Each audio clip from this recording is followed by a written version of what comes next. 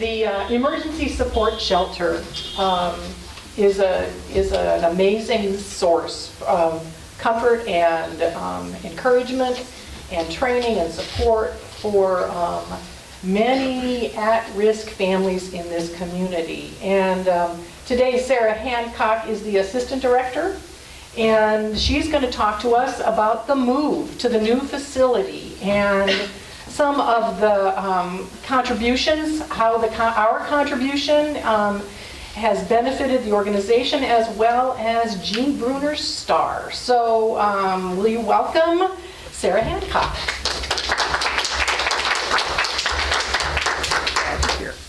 Thank you, Mary, and thank you for having me. October being Domestic Violence Awareness Month, I brought so much stuff it won't fit. Even more appreciative to groups like this and anywhere in the community where we can talk about the services that we provide.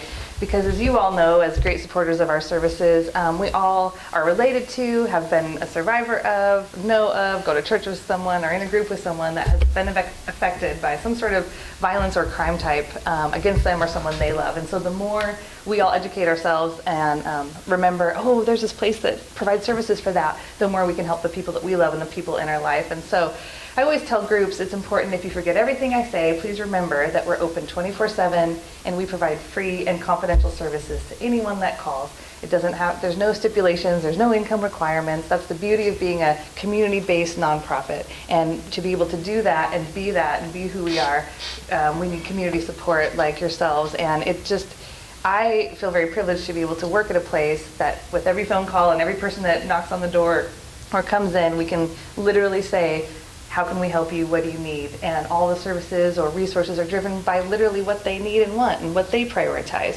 We don't have an agenda for them or any sort of formula. There's no, magic answer, but we're there for them, validate, and can help them plan around whatever they need for safety and hope and healing.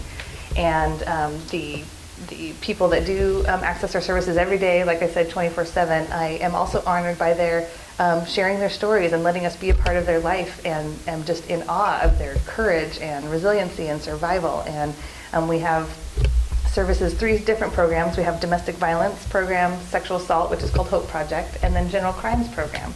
And so we serve men, women, children of all ages, everything, demographic, walk of life, because we're able to provide services to anyone that's been a victim of a crime. And so someone might not need a domestic violence shelter, but they might have had their identity stolen, or they might be a victim of vulnerable adult abuse or harassment, or the list goes on. And so again, that's why I always tell people, you won't remember all the things I rattle off, but please remember that we have services for anyone and everyone that's been victimized by a crime, and it's all free and confidential. I brought a picture of the star, Jean Bruner's star, for you that I'll leave. Pass around.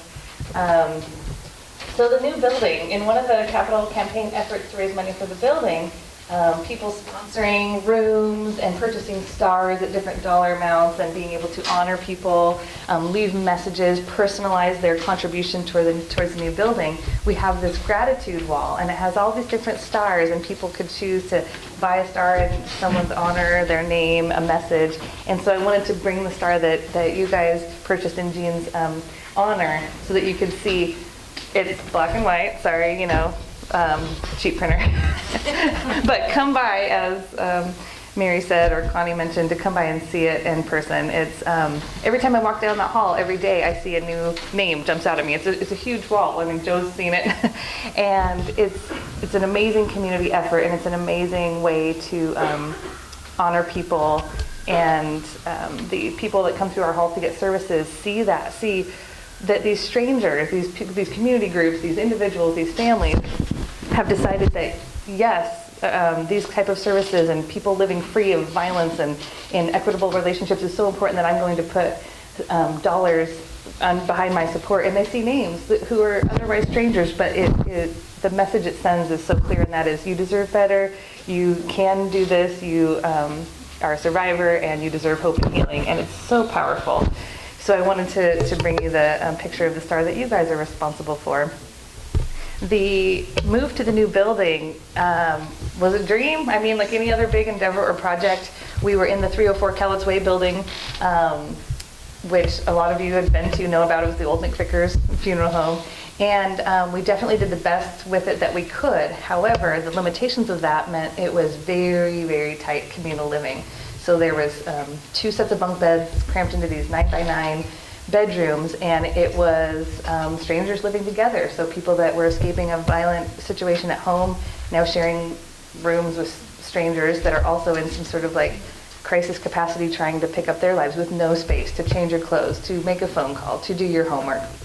And so, like I said, doing the best with what we could, but never letting that be good enough, knowing that the way that we want to provide services is more privacy, more respect and dignity to someone after they've made that decision to break away and be able to start over. We wanted to do better. We knew we could do better, and started working on how do we do this. And literally, it was community effort. We didn't know all the answers. We're not expert construction people. We don't know how to, we're not expert financial people to get a building that's been sitting empty and now the loan is overseas somewhere in a bank that doesn't exist anymore. And all these things, we needed help, but we knew that the passion and the drive and the importance of giving services in a better way, a more quality way, was important enough that we had to go for it and try. And thankfully, so many people and groups in the community said, yeah, that is important, and my expertise is in this, and my expertise is in this, let me help you. And then the financial contributions, like the gratitude wall and the stars, like you purchased, helped bring it all together. And last week, we paid off our loan. We did it. I mean, it's amazing.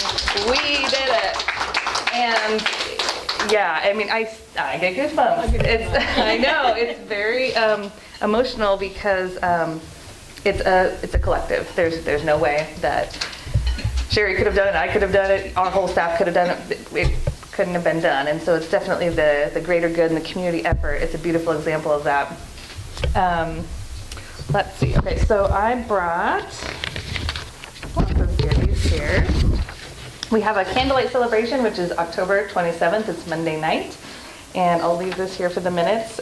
6 o'clock, we do every year. It's an annual event, and it's to honor survivors that were taken by domestic violence, people that are still struggling to get out of a domestic violence situation, and then survivors. Maybe they're 20 years post an abusive relationship, but the efforts and services are near and dear to their heart.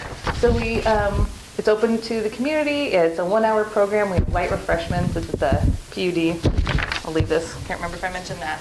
And so please come, help spread the word. We have a survivor speaker. It's very meaningful, and it's very nice symbolic way to remember, like, we will not forget, we will not let October start and finish, and that's our push, that this is an all year, all day, every day social issue, community issue, daily issue that we all want to stop and prevent and speak up about and help people get services for. So I brought that. Also, there's, if you're into the fun, tangible, symbolic awareness, we have a way that you can get purple hair extensions, beard extensions, mustache extensions, because purple is the color for domestic violence awareness. And so at Style Masters on Commerce, you don't need an appointment. You just go in. It's $10 per extension, and then the proceeds from the hair extensions come to the shelter. It's pretty fun, and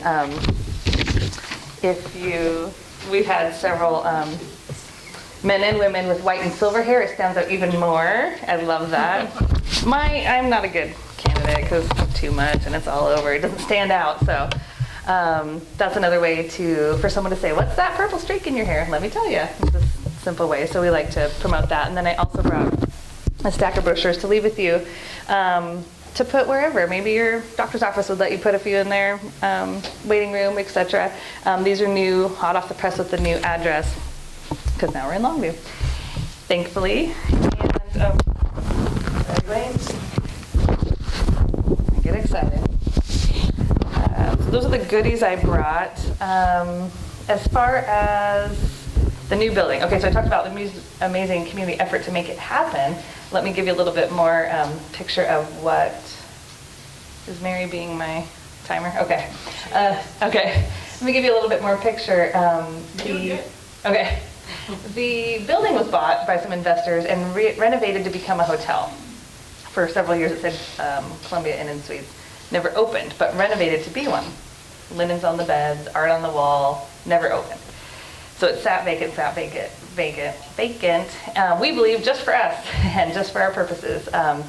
And it is perfect. I mean, if you think of a hotel room, each room has a bathroom, which at Cowlitz Way, there was 3 bathrooms for everyone living there, and we had a 32-bed, 5-crib capacity.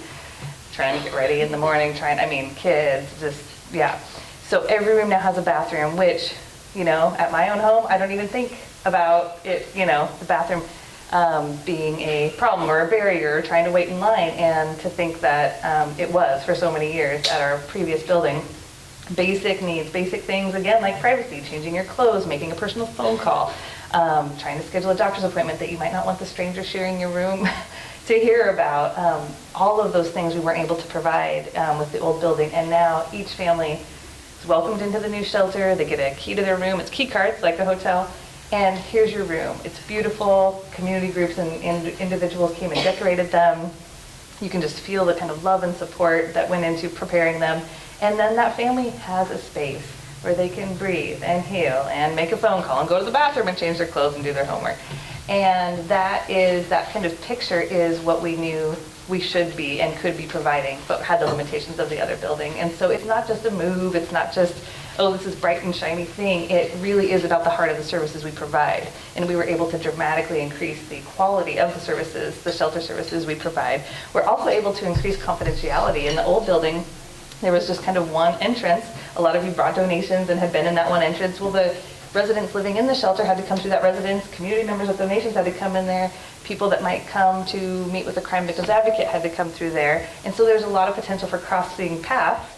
And that in and of itself is breaching confidentiality. Now we have all different kinds of entrances and exits, and people staying in the shelter don't have to cross paths with kind of the main entrance, and all these things that we wanted to improve for people.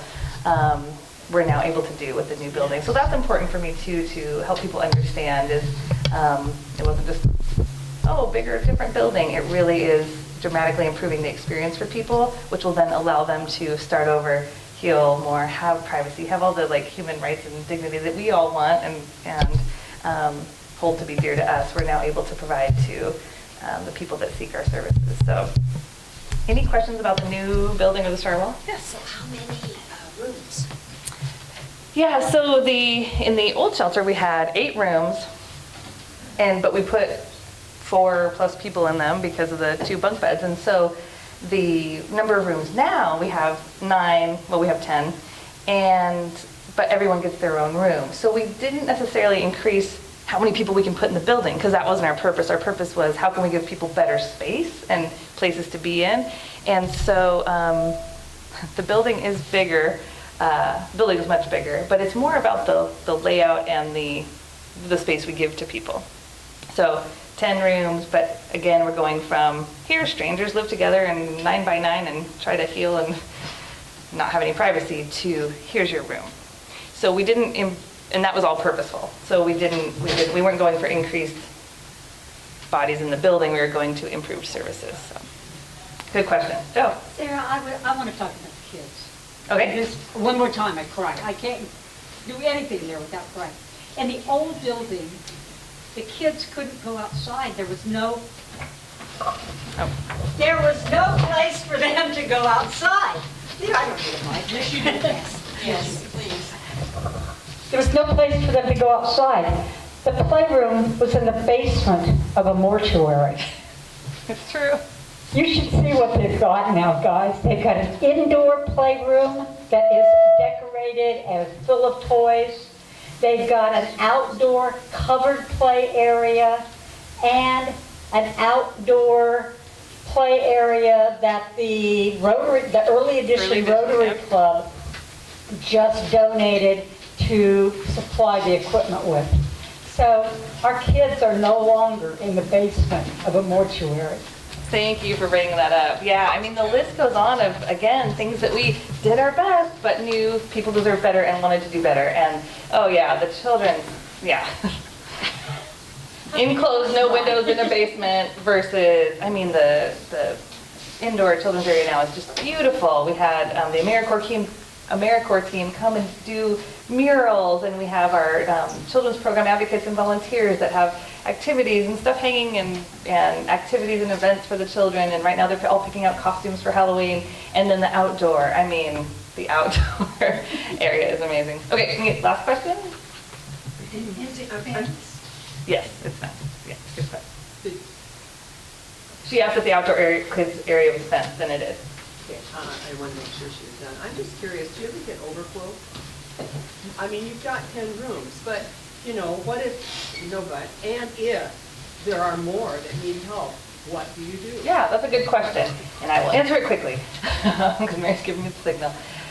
So, you know, everybody's situation is so different and unique. So this actually came up this week.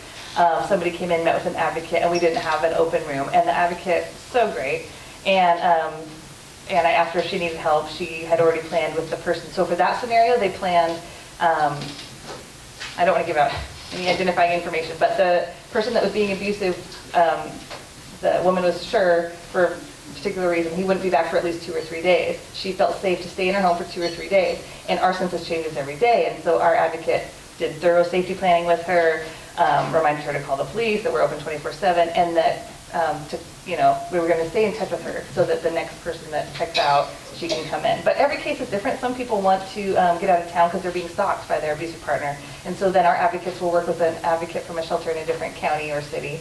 But the just summarized answer is we create a plan. Whatever that's going to look like is different for everyone, but we don't just say, oh, we're full, too bad. We make sure that they're safe and come up with a plan that works for them. Oh, okay. Questions after. Thank you.